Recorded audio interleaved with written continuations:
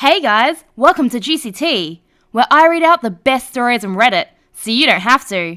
The funny, shocking, and satisfyingly juicy.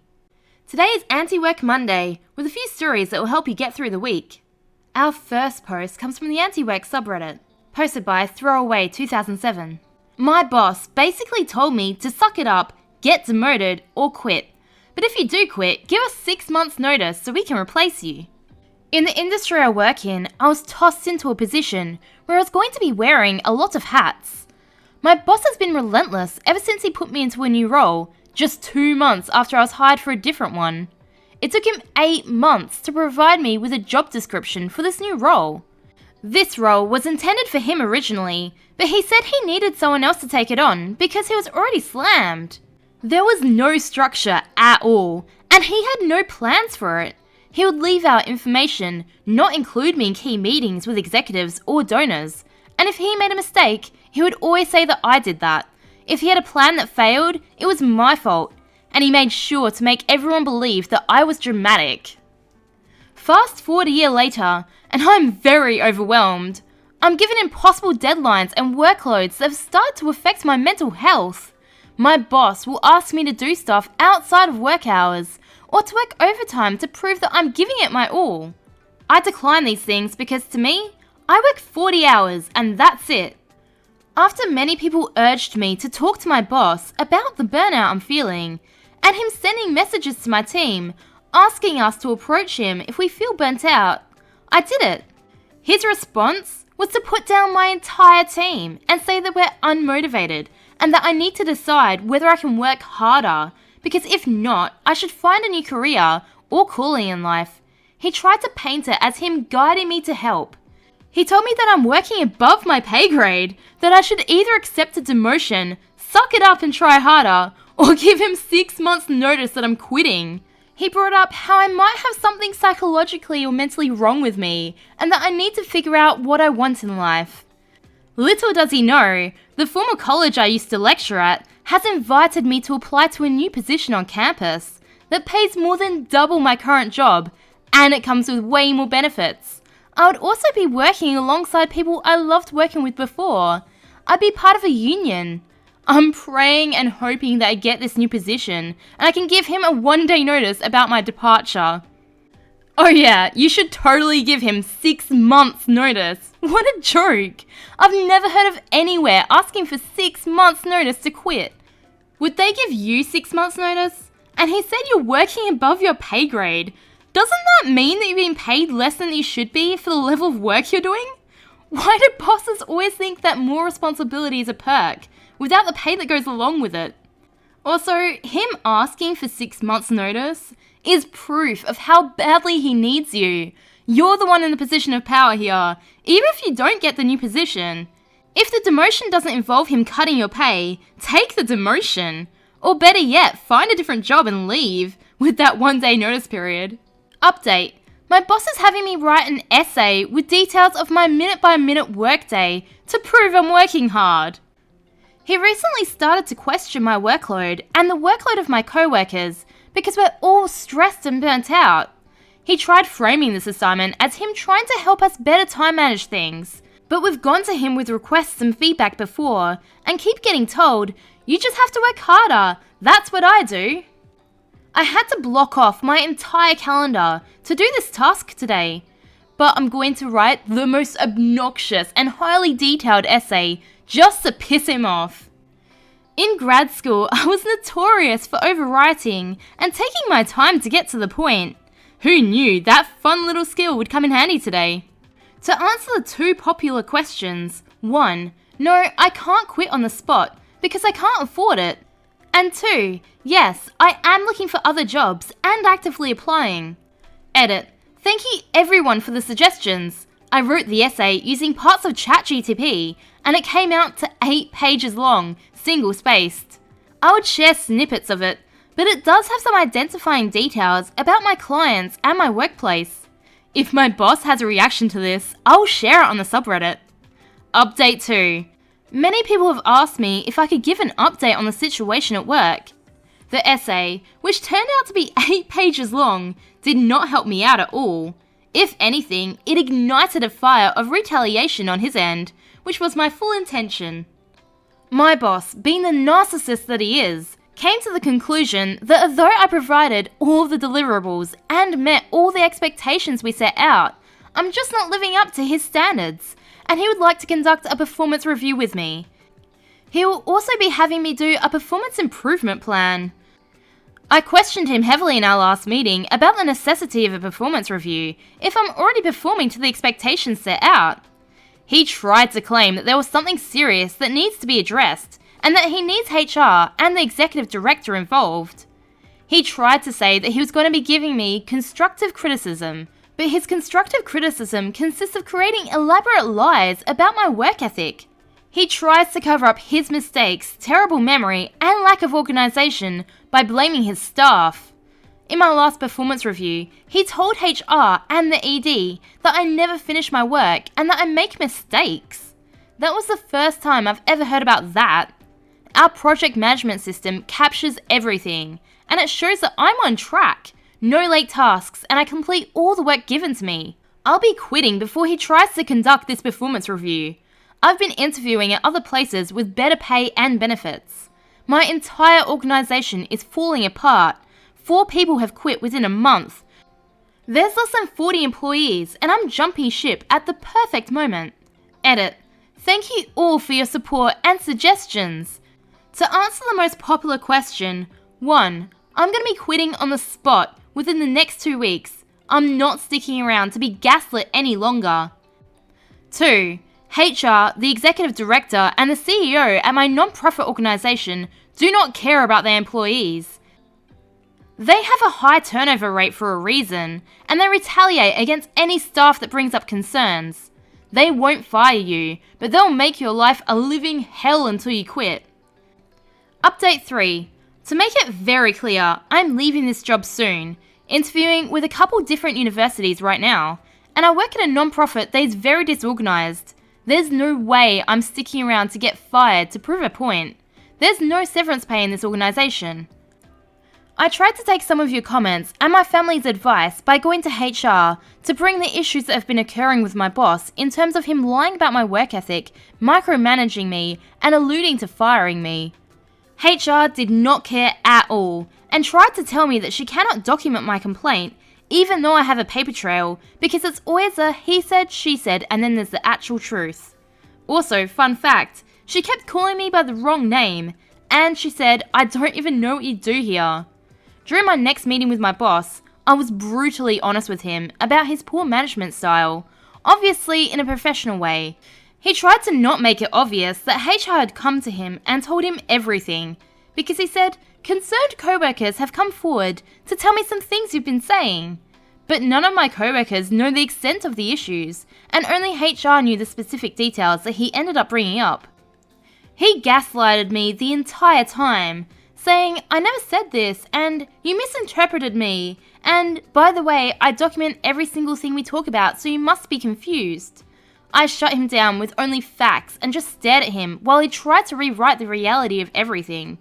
He ended the conversation by admitting that we're having the performance review and putting together a PIP, not because of my actual performance, but because I misinterpret everything. I'm assuming he means the long, minute-by-minute essay, and I can promise you all, I did not misinterpret anything. I've messenger screenshots with him, voice recordings I've taken of him, and our project management systems. I don't care anymore. My ED does not care, nor does my CEO. Our board of directors is basically non-existent, so there's no one else I can go to for help. All of the jobs I've been interviewing for are 15 to 20k more in pay than I receive now, and the benefits are amazing. I won't fight to stay at a place that only gives 3 days sick pay, 6 days of PTO, and 4 days paid holiday. I've learned from this experience that you should never, never, never back down from your truth, even if it means writing an 8-page, overly detailed essay about your work tasks to prove a point. Thank you all for your support. Update 4. They really couldn't fire me because I'm the only one running my program. Also, they can't afford unemployment. Well, I received a job offer yesterday, and I'll be making $20,000 more a year than I'm currently making at my organisation. My plan is to give 1 day's notice after having my boss and the executive team telling me to basically quit and give them months of notice. Yeah, I'm good. The icing on the cake is that 2 others in my team are putting in their 2 weeks notice at the end of the week, so my organisation is about to feel the wrath of the underpaid and overworked. Sometimes being professional doesn't matter to me when I know that they weren't being professional at all in the first place. Update 5. I took a lot of your advice into consideration and did not even give a notice. I just sent an immediate resignation. I waited till my paperwork with HR was confirmed to be done at my new job before walking out. I said goodbye to a handful of other co-workers and just went to go hang out with my family. I've been taking a little vacation before I officially start on Monday. My former employer took a whole day to acknowledge my resignation and just said they were sad to see me go. But I know I caught them off guard. They're trying to keep it a secret at work, but people have noticed that my Slack account was disabled, so I'm getting messages and phone calls from coworkers. They're all proud of me and wish they could do the same. This caught everyone off guard. I was sitting in meetings that morning talking about the future because I wanted to make it less suspicious that I was leaving. I don't regret anything and I feel so alive. As Karl Marx once said, you have nothing to lose but your chains. So this reminded me of my own epic walkout story from a super toxic workplace. I have a lot of stories about this place, which I'm sure I'll share at some point, but to give an example of just how toxic this place was, apart from me, there was one other associate. Let's call her Jo. Jo left in August last year. She had a diploma paid for by the company, if she worked there for a year. She was almost at the 1 year mark, but decided to pay back the entire diploma money from pocket, rather than stay there a couple extra weeks and have to give 4 weeks notice. If you work there a year, you're contractually obligated to give 4 weeks notice instead of 2. She gave her 2 weeks notice during her leave, so they couldn't bully her in her final 2 weeks. It was a very small business, only a handful of staff and the owner, the only person with the actual legal qualification in the industry. I had all my paper qualifications. All I needed to be fully qualified was to complete the professional year. Essentially, it's like being an apprentice for 12 months with a particular employer. This obviously creates a massive power imbalance because your employer has full sign-off and it isn't easy to switch employer partway through. The boss was away for 4 weeks in July, so August was extra busy, catching up with all the clients we couldn't see while he was away. I took on all of Jo's work to try and pull the business through. I worked myself to exhaustion each day just to do it, but they seemed to take that as me being able to take on the extra work, so they didn't replace Jo as promised. More people just kept quitting. The admin girl quit over Christmas break to avoid being bullied in her last 2 weeks too. They finally managed to find someone to replace Jo. However, this person had 0 associate experience, so she just ended up taking over the admin role. As I was still carrying the business on my back and they had no one to replace me, the boss actually started being nice to me, or trying to be at least. He even sent me a $100 Amazon gift card and a $1,000 bonus at the end of the year as appreciation. The company had a long-running joke of how crazily unobtainable the KPIs were. I heard through the grapevine that the one time someone actually somehow managed to hit one, the boss still found an excuse to not pay their bonus.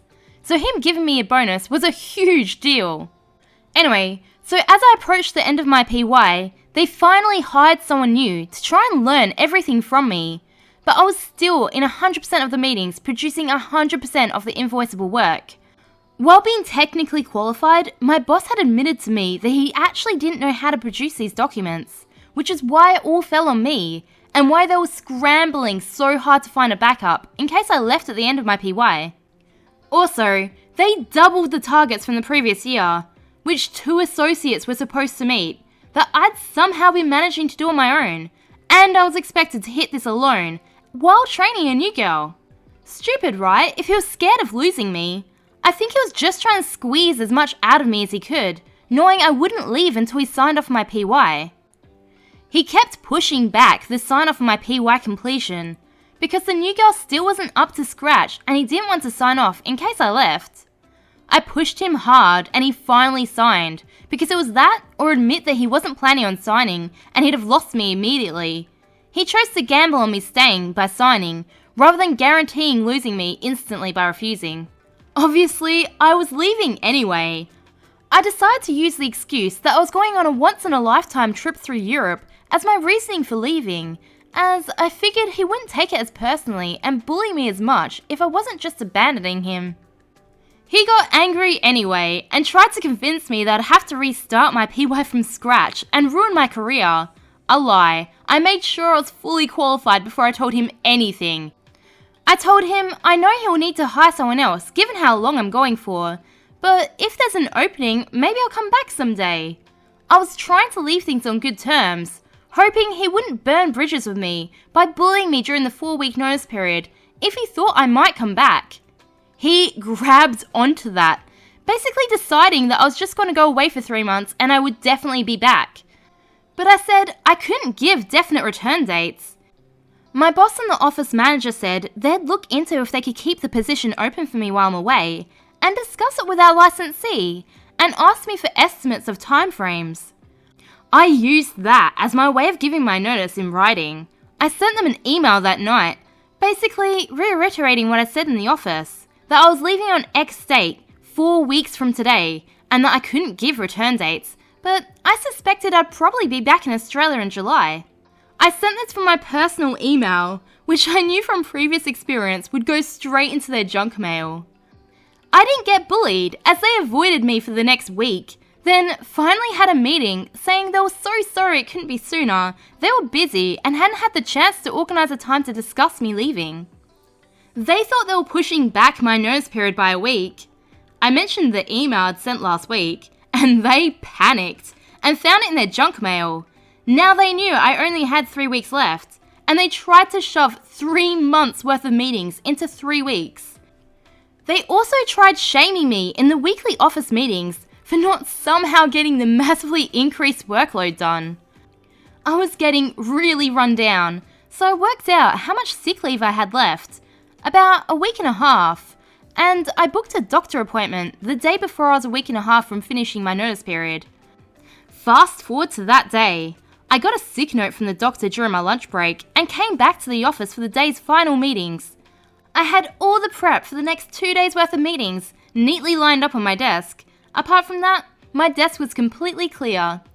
I'd been sneakily cleaning out my space for the past week without anyone noticing. During the last client meeting, our client was discussing transferring to another job due to burnout. If you think that's ironic, just wait. My boss then told them to use up all their sick leave with stress leave. She said she didn't want to screw over her employers, and he said that's what it's there for. If they wanted to hold on to their employees, they should have looked after them better. I was internally pissing myself. I had a doctor's note in my bag to do the exact same thing for the exact same reason, which, looking back, he would know this now, as I'd put my doctor's appointment into my calendar for that day. I walked out the door as per usual that night, nothing to indicate that I wasn't returning. I sent an email with the sick note saying I'd not be coming back in, and that all the prep for the rest of the week's meetings were lined up on my desk. The presentations for next week were saved in the client's files, and the door fob was in my top drawer. I also sent a text to make sure they actually got it this time. They emailed me back and forth for the next 2 weeks, trying to force me back, claiming that my final notice was a leave request, yada yada. They would not leave me alone. It took an email written in scary professional lawyer speak to finally get them to back off and take the L. Remember, they need you more than you need them. Don't let them bully you into thinking otherwise. I post new content every day, so subscribe for more juicy tea.